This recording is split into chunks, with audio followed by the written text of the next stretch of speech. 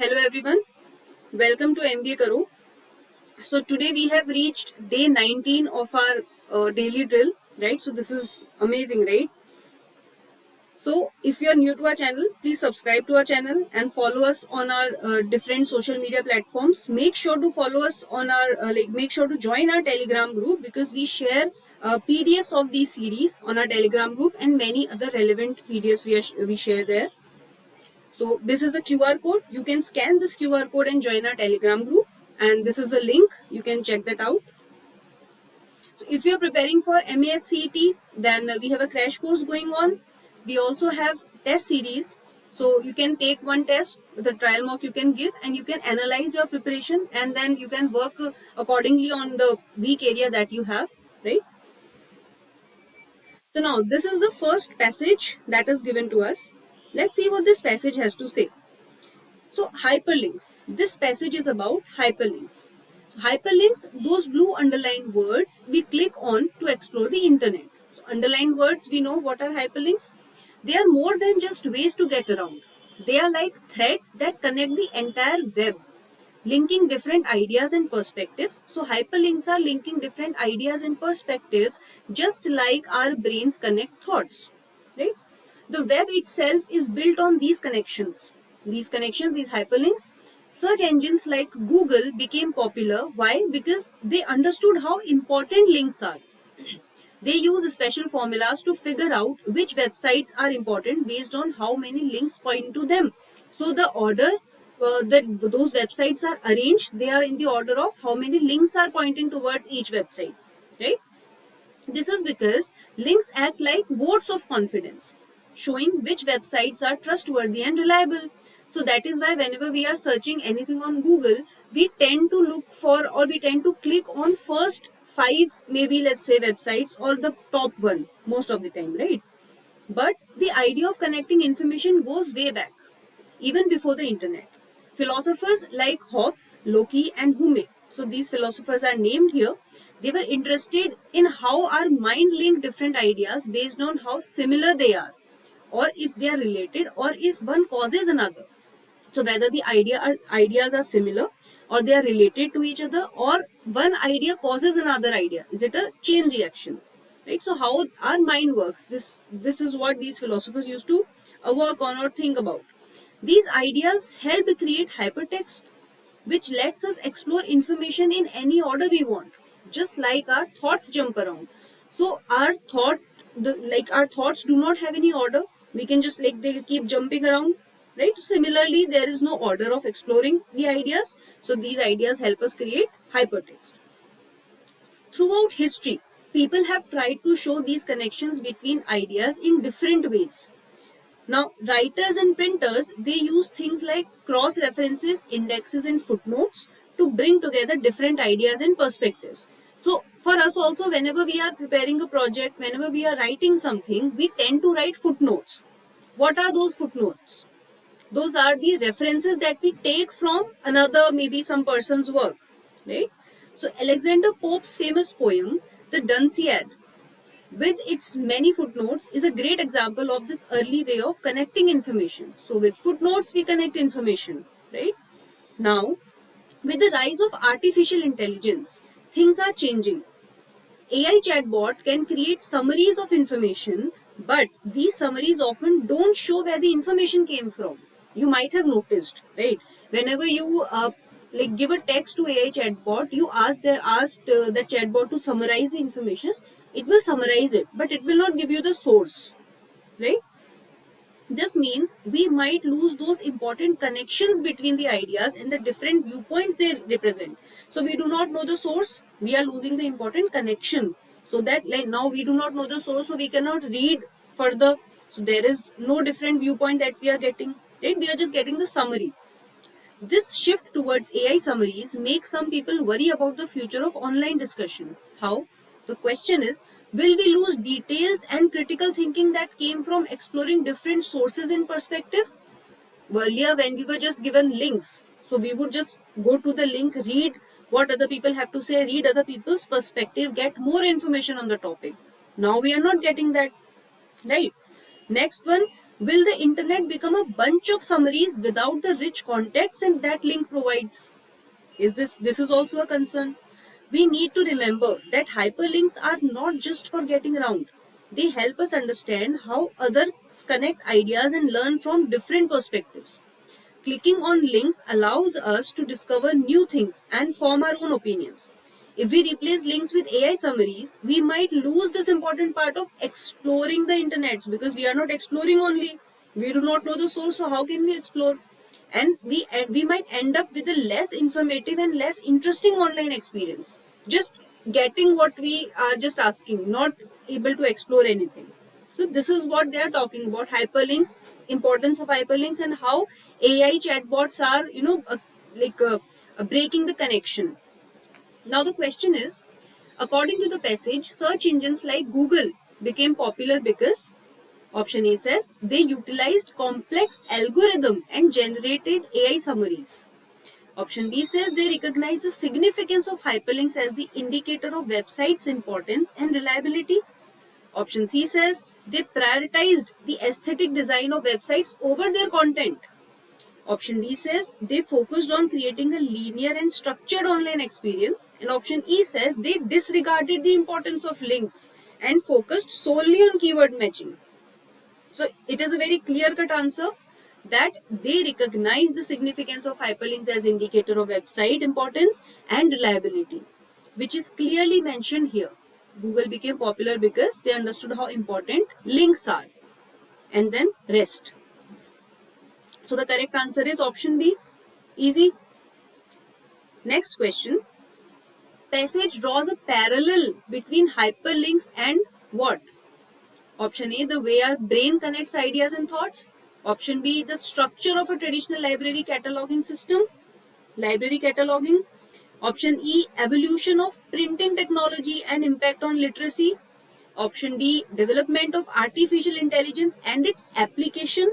Option E, the philosophical debates surrounding free will and determinism. Now, if you simply just read this first paragraph, hyperlinks, those blue underlined words we click on to explore the internet, are more than just ways to get around. They are like threads that connect the entire web, linking different ideas and perspectives, just like our brain connect thoughts. So they are comparing hyperlinks to our brain, the way our brain connects thoughts, right? Next one. The passage mentions philosophers like Hobbes, Locke, and Hume in context of why? Their contribution to the development of artificial intelligence, their theories on the nature of hypertext and application, their criticism of early forms of information organization, their interest in how the mind connects ideas which influence the development of hypertext, or their predictions about future of online communication. So Hobbes, Locke, and everyone is mentioned somewhere here. Hobbes, Locke, Hume. Interested in how our mind link different ideas based on how similar they are. So why this passage mentions them? Correct option, their interest in how the mind connects ideas which influence the development of hypertext. Right? So easy questions are there. The passage suggests that the historical precursors to hyperlinks include. So what were the historical precursors to hyperlink? Option A, telegraph and Morse code. Option B, radio broadcasts and television programming. Option C, cross-reference indexes and footnotes. Option D, painting and sculpture depicting interconnected concepts. Or option E, mathematical formulas and scientific equation. Now, when we were reading this passage, we know what we came across, right? So we did not come across telegraph Morse code. We did not come across radio broadcasting television programming. We did come across cross-reference indexes and footnotes. We did not come across painting and sculpture depicting interconnected concepts. We did not come across mathematical formula and scientific equation. So for some question, if you have read the passage properly, you will not need to go back to the passage and mark that. Like, here is this particular thing. Because we came across these three things, right? Cross-reference, indexes, footnotes. So we can just simply mark option C and move forward. Now, next question. Which of the following best reflects author's view on future of online discussion? So online discussion's future uh, is like author is concerned about this particular thing, right? So we can recall that. Now, what is the view of author? Let's see. Option A says the internet will become more diverse and informative space due to AI. Option B says hyperlinks will become obsolete as AI summaries became more sophisticated. Option C says the future of online discussion is independent of the role of hyperlink, means there would be no difference. Okay, whether role of hyperlink is there or not, future of online is independent. Like future of online discussion does not depend on that. Option D says AI summaries will undoubtedly enhance online discussions by eliminating irrelevant information. Option E says there is potential risk of losing depth and critical analysis if hyperlinks are replaced by AI summaries. This particular thing is there. If we replace links with AI summaries, we might lose this important part of exploring the internet, end up with less informative, less interesting online experience. Correct option? Clearly option E. Right? So even if you just remember a bit from the passage that you have read, you can mark the options easily. Okay, you don't need to go back to the passage and reread that. Now let's see. Next passage is about Rome. So it's a historical passage. In ancient Rome, dance wasn't just entertainment. It was woven into fabric of society, carrying a complex tapestry of meanings. A Roman proverb captures this well. The matter is safe, the old man dances. This saying, stemming from festivals for Apollo during a time of crisis, speaks to the power of dance to ensure success and divine favor. So, means they are dancing in prayer. Okay. For the Romans, dance was a praxis, an act complete in itself, vital for maintaining harmony with the gods. As I said, dance for prayer. Okay, not for fun and all. Yet, despite its religious importance, dance held a paradoxical position in Roman society. Let's see how. Romans prided themselves in their seriousness and restraint. So they just prided themselves in what? That they were serious and then they were like very restrained. Often viewing dance as a foreign influence associated with excess and even effeminacy. This tension is evident in historical accounts like uh, Levy's description of dance. Levy's description of dances introduced to appease the gods during a plague. Initially simple and modest, these dances gradually transformed into elaborate spectacles, reflecting the ambivalent attitude towards the expressive art form. So earlier dances were for prayer, then later on they transformed into expressive art form. Okay. Dance permeated various aspects of Roman life. The Salian priests, for example, performed ritual dance to inaugurate the war season. So there was a ritual dance. While dance was also a common feature of social gatherings and entertainment. So both these things are going hand in hand, right? Dance as a ritual also and dance for entertainment also. However, even as ritual dances held a place of respect, negative perceptions persisted. As Pliny the Younger's disdain from female dancers of Cadiz, right? So Pliny the Younger, he did not like young female dancers. The Roman poet Lucretius offered a different perspective on dance's origin. In his epic On the Nature of the Universe, he described dances as arising from an abundance of pleasurable sensations, a spontaneous bodily response to joy and delight. Means if the person is dancing, he is happy that way. This view contrasts with the emphasis on ritualistic precision in Roman religious practices. So there is a contrast, highlighting the tension between spontaneous, free flowing movement and choreographed, formalized dance. So there is one dance that is very well choreographed and it is a ritualistic movement. Ritualistic movement of body, right? And then there is one dance when you are just performing it because you are happy. The sensations inside the body of joy and delight, right? Now, ultimately, dance in ancient Rome transcended its seemingly contradictory roles. whether spontaneous or carefully structured. So spontaneous dance, the one that happens when one is happy, and carefully structured, the ritualistic dance, right? It represented freedom and agency, a departure from ordinary movement and an embrace of extraordinary expression. The old man dancing in the face of crisis embodies this idea, choosing to uphold the ritual over succumbing to fear, aligning his will with the demands of the dance. In this way, dance served as a powerful reminder of human agency and the ability to choose how we move through the world even in the face of adversity. Because why this particular paragraph is mentioned? Because they have mentioned here that dance introduced to appease the god during plague, right? So there is a situation, but they are dancing. So that dance was choreographed ritualistic dance, not the spontaneous one, right? So those dance which are done to appease gods, that is choreographed one, and the one that spontaneously comes along, that is the one when we dance when we are happy. Okay. Now, what is the Roman proverb, the matter is safe, the old man dances, primarily suggests? The matter is safe, the old man dances. Option A says old men were considered the best dancers in Roman society. Option B says dance was primarily a form of entertainment for elderly. Entertainment, okay. C says dance could be a ritualistic act to ensure divine favor and success. Option D says only old men were allowed to dance during festivals. Option E says dance was a sign of weakness and senility. Now, if we read this, matter is safe, the old man dances. This saying, stemming from a festival for Apollo during a time of crisis, speaks to the power of dance to ensure success and divine favor. So, which option goes with this?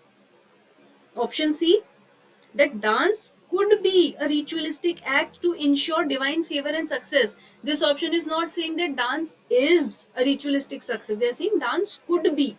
If that well choreographed particular ritualistic act, that could be a ritualistic act to ensure divine favor and success in time of crisis. Right? Next question is, what role did the Salian priests dance serve in Roman society? So if you have, like as I said earlier also, if you read the passage properly, you will not need to go back to the passage. Let's see. Option A says they were performed solely for entertainment at social gatherings. They were used to train soldiers for combats. C says they were performed to appease gods during plague. D says they were ritualistic dances to inaugurate the war season. They were used to celebrate harvests. So now, not for entertainment, not to train soldiers. They're not used to celebrate harvest. Now we have come across two things in this paragraph, in this passage. One is dances were performed to appease gods during plague. The second one is that ritualistic dances to inaugurate war season. Okay, so if we look back, dances during plague, then social gatherings this performed ritualistic inaugurate war season. So where Salian priest is mentioned, not in this one. Tension is evident. Historical Levy's description dances to appease God during a plague. So here Salian priest is not mentioned. Salian priest is mentioned here to perform ritual dances to inaugurate war season. Right? So not to appease God during plague, but to inaugurate the war season. That is when Salian priest dance come into form, right? Next one. Now the next question is, what was the difference between Lucretian and Roman religious view of dance's origin? Okay. Now Lucretian, there was contradiction, right? There was a contrast.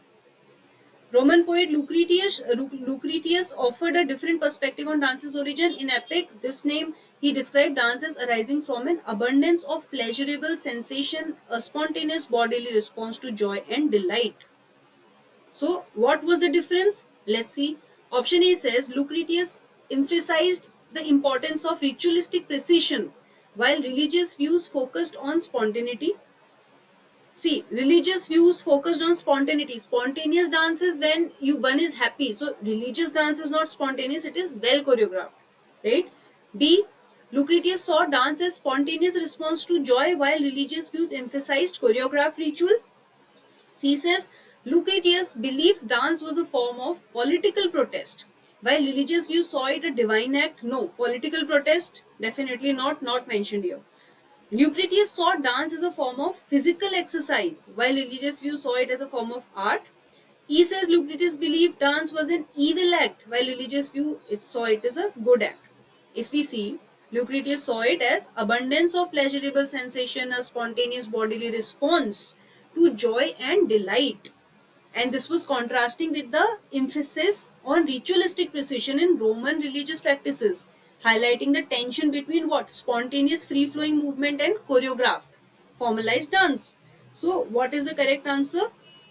Option B. One saw dance as spontaneous response to joy, while other viewed it as choreographed ritual. Next one. What does the term praxis is used in passage imply about Roman dance? Praxis. What is this? An act complete in itself, right? So it's easy. Option A says it was an act complete in itself, vital for maintaining harmony with the gods. Option B says it was a foreign influence that was eventually adopted by the Romans. C says it was a form of physical exercise for the military. D says it was primarily a form of entertainment for the elite, and E said it was sign of disrespect to the gods. It's very easy. If we simply read this line, we get the answer correct. Right? Next one. What does Pliny the Younger's disdain for female dancers from Cadiz indicate? What was his disdain? It is somewhere Pliny the Younger. It must also have been here. Let's see if we can recall this. Pliny the Younger's disdain. What does this indicate? A universal acceptance of all form of dance in Roman society. B says the high social status of female dancers in Roman society. C says the strong support he had for all foreign dance styles. D says the complete absence of female dancers in Roman society. And E says persistence of negative perceptions towards certain forms of dance. So Pliny the Younger disdained for female dancers from Cadiz. However, even as ritual dance, he held a place of respect. Negative perception persisted as seen. Now let's read here also. So what was this? It was persistence of negative perceptions towards certain forms of dance. Right? If you read this, it was the disdain for negative female dancers, and there was consistently negative perception. Right? So see, every answer is there in the passage. We don't need to ponder over anything. If do share this session, right, with your friends. Do like this session, and once we are complete, once we are done with this, do comment your scores. Okay, how much you are getting correct, how many questions you got correct, right? So again, if you are preparing for MHCT, we have mocks. We have 10 mocks. Give a trial mock. Analyze your analyze your preparation, your weak areas, your strengths. Do that and do well in your exams. Now this is the next question that we have. Next passage, right? Now it feels like Groundhog Day. I wake up and it's raining, dark and cold, over and over and over again. Rebecca Gray. So there's this person, Rebecca Gray, feels like it has rained all year in Sydney, Australia. She's not far off the mark. The city has seen around 170 days of rain so far in 2022. There have been more rainy days than dry ones. And with almost a quarter of the year still to go, Sydney broke its annual rainfall record last month. It's not like we've just scrapped in, said Tom Saunders, a meteorologist at the Australian Broadcasting Corporation. The record has been obliterated. I have never seen anything like this. So means it is very unique situation that has occurred. More than 7.5 feet of rain has fallen on the city, 3 times the annual average in London. It has been a similar story across the rest of Australia's eastern states. Repeated widespread flooding across all four of them has left thousands of homes uninhabitable and killed more than 30 people this year. Just this past week, two people died as towns in central western New South Wales, NSW, went underwater. So means rain is creating havoc, literally. The Bureau of Meteorology says that the weather is being driven by the La Nina pattern, which in Australia increases the likelihood of rain and cyclones. It has warned that another dangerous couple of months are ahead, with catchments already sopping wet, and any downpours could trigger more widespread flooding for eastern and northern Australia. Australia often likes to boast it has warm. So what, like Australia often likes to boast what? It has warm, sunny beach weather all year around. But what is happening here? Rain. But this year, the country has looked more like humid Singapore. So they are comparing the countries, okay? Humid Singapore or rainy Cardiff. Many Australians, like Miss Grey, can feel it dampening their spirits. Some days I just don't want to get out of the bed, she says. So means they are getting low on spirit because everywhere it's water, it's raining, it's gloomy, no sun, right? So she says sometimes I just don't want to get out of the bed. Adding that, because of the rain, seeing friends take much more efforts, exercises confined indoors. Uh, all right, seeing friends take much more efforts. You understand this? They want to meet their friends, but they are not able to do that because obviously it's waterlogging everywhere. We have seen the situation. Exercise they want to do, but they can only do it indoors. So they are confined indoors. Hanging washing out on the line is impossible, and the house feels perpetually damp. It looks like we've had a new interior designer who loves wet clothes. It's a sarcastic comment, like it's a sarcasm. Weather is taking a toll on the national mood, researchers and clinical psychologist Clem Felmingham says. So obviously, when there is no sun for a long period of time, it tends to be gloomy, right? There is biological impact. Overcast weather blocks sunlight, lowering serotonin. So good mood, dub the body's happy hormone, and affecting sleep. So a lot of things are happening here. Then there is the behavioral effect. Rain can stop people from getting outdoors and doing activities. All of these contributing factors compound each other. If you've got relentless rain, we have clear evidence that it can lower mood, lower energy level, and bring a sense of frustration, loneliness, or boredom at times. At least 2 years of dramatic flooding followed record breaking bushfire and drought.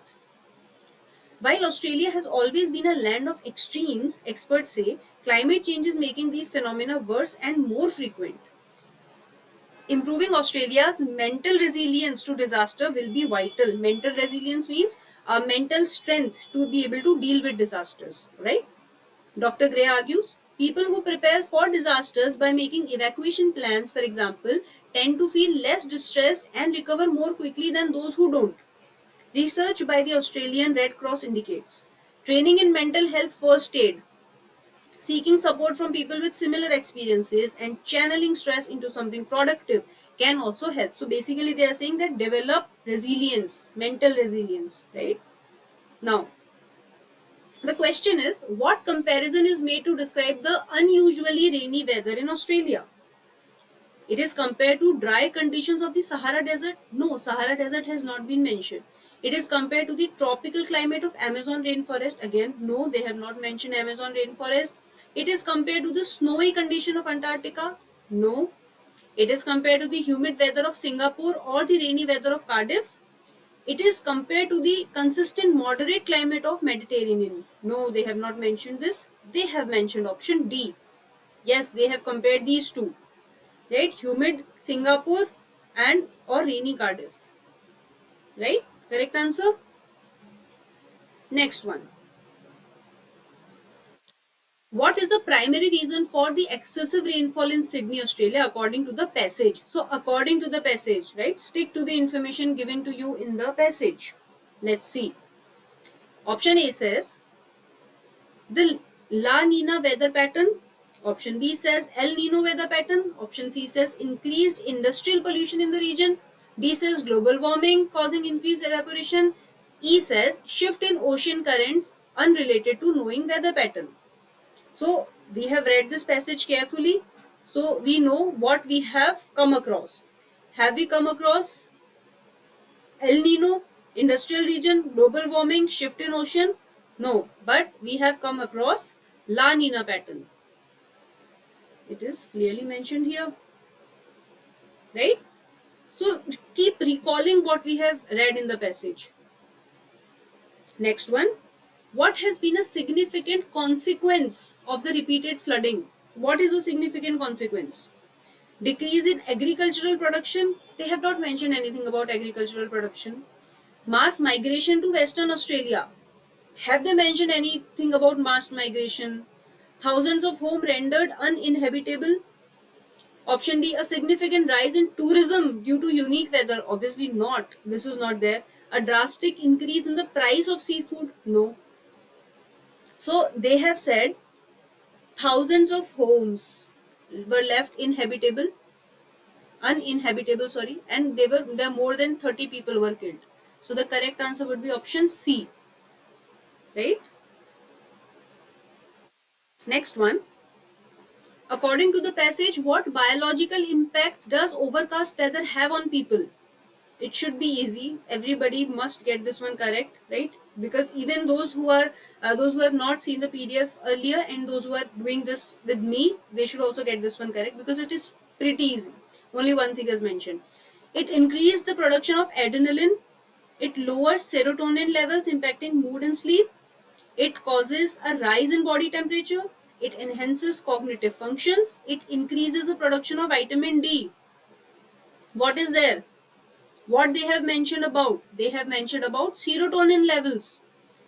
Lowering serotonin, dubbed the body's happy hormone, and this is affecting sleep, right? Nothing to, like work hard on. Very easy questions, very easy passages. Next one is, what does Dr. Day suggest as a way to build mental resilience against disasters? What they have said, last paragraph we have discussed now, that we have to like develop mental resilience. So what they have to do? Option A, avoid watching news about natural disaster. No, definitely not.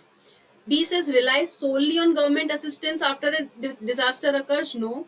C says move to areas with less extreme weather conditions. This is not developing mental resilience. D says ignore the risk and live normally. Be in denial.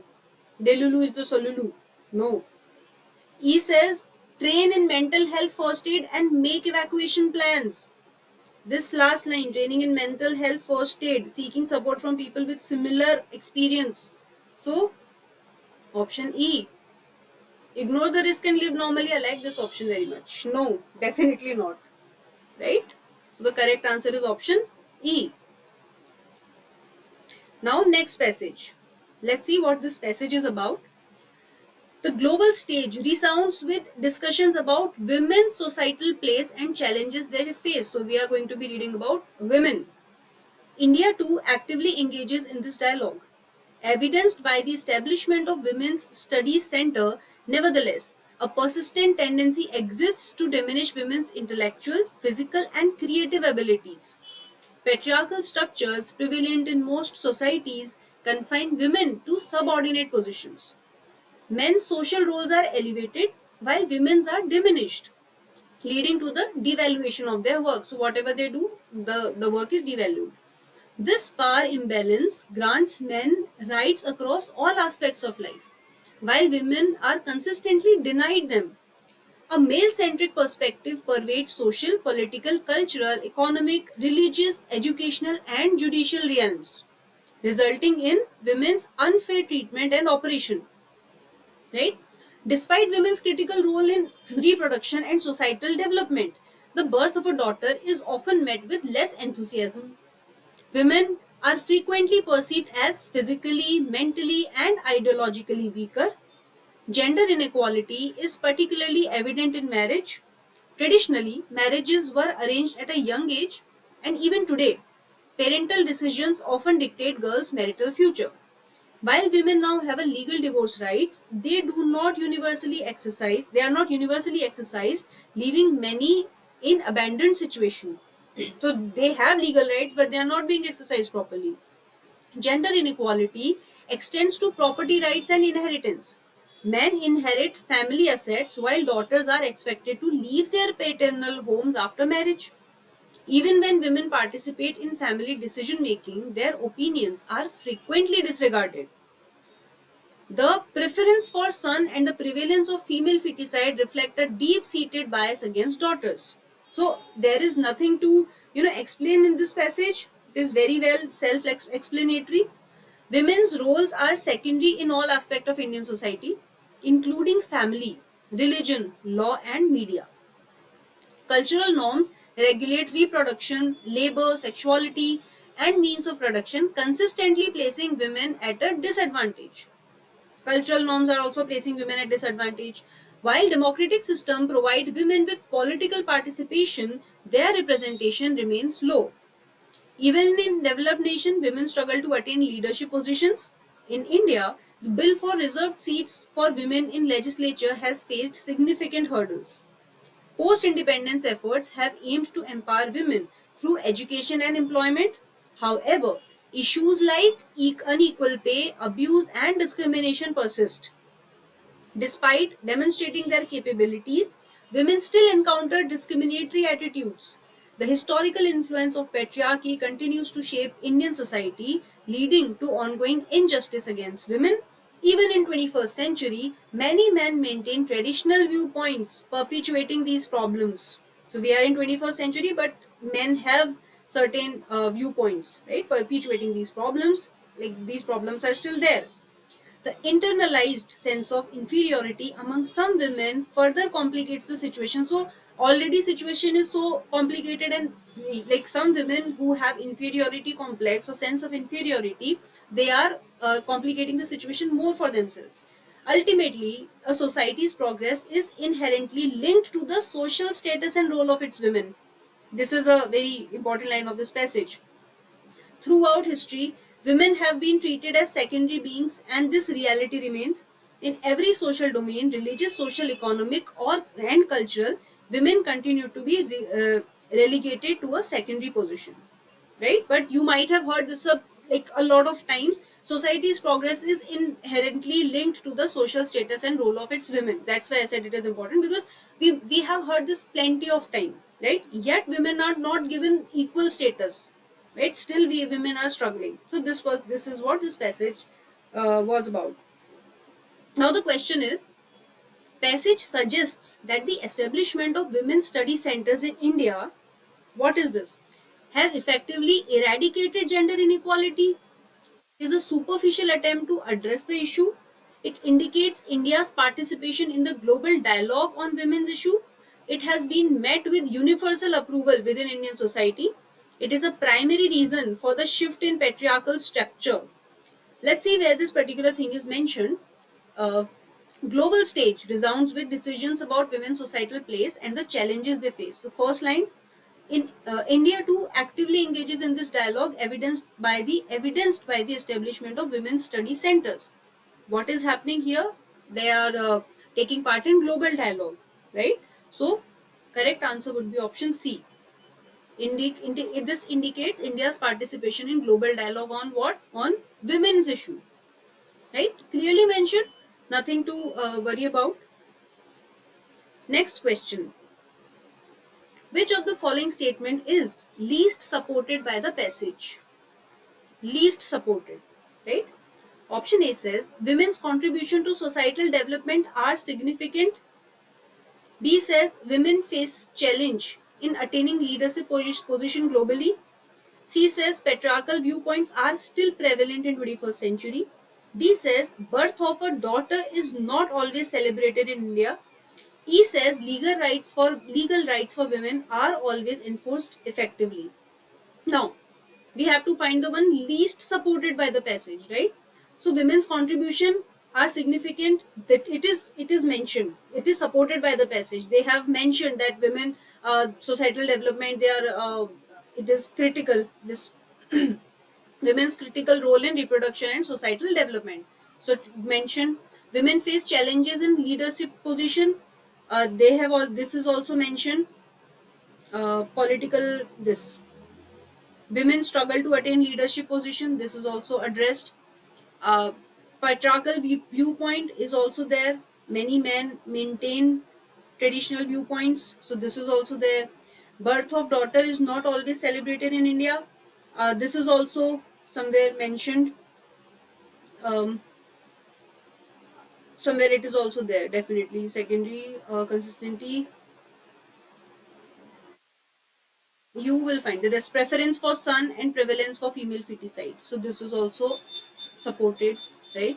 Legal rights for women are always there. Now, this there was this one particular thing about divorce that I also mentioned, that this legal right is there, but they are not being used properly, something like that. I'll have to see. If you can find it, please mark the line, then that is your answer, right? I cannot find this one, but yes, legal right, this was mentioned about that. Legislation despite demonstrating, no, no, women, no, it has to be particularly this marital future. While women now have legal divorce right, they are not universally exercised. So not universally exercised. So this particular thing is least supported, right? Other things are there. Understood? Right? Clear? Next one. The author suggests that a society's progress is option A, primarily dependent on its economic policies. Option B, inextricably linked to the status and role of women. Option C, solely determined by its technological advancements. Option D, largely influenced by its military strength. Option E, independent of its social structure. There was this line that I said that is important. Society's progress is inherently linked to the social structure and role of women. So society's progress is what? Linked to the status and role of women. Right? Correct answer? Next one. Now the next one is, challenges does the passage identify as continuing to affect women in India despite efforts made since independence? Option A says unequal pay, abuse and discrimination. Option B says lack of access to education and employment opportunities. Option C says complete exclusion from political participation. Option D says legal restriction on property ownership. Option E says absence of divorce rights. So which one is the correct answer? Here, identify as continuing if this passage, according to this passage, what is still there? What is still continuing? Unequal pay, abuse, discrimination persists. They have education, so this is not there. They have not there is no complete exclusion, political participation, legal restriction on property ownership, absence of divorce rights, everything is there. So what is continuing? Unequal pay, abuse and discrimination is there, right? According to the passage. Okay, so this is there. Clear? Next one. Author implies that internalized inferiority among some women. What does this do? Internalized inferiority among some women. What does this do? Option A, facilitates the eradication of patriarchal structure, simplifies the challenges related to gender inequality. Option C, it is the primary cause of gender inequality.